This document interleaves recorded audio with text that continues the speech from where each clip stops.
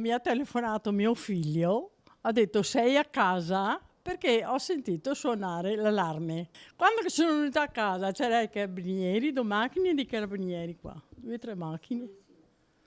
E io mi ha fatto veda perché mi ha rotto tutto l'allarme, in camera mi ha fatto il disastro. Cronaca dell'ennesimo furto messo a segno nella Marca ed in questo caso neanche l'allarme scattato al momento dell'effrazione è bastato a far desistere i ladri. Siamo in via Boschi a Carbonera. La signora Regina era uscita per alcune commissioni. Al rientro l'amara sorpresa, magro il bottino, alcuni monili in oro, tanta l'amarezza. Vivo piena di paura.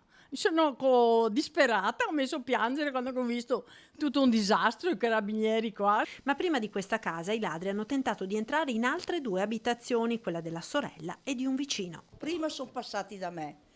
Un vaso grossissimo di cemento me l'hanno spostato vicino al balcone.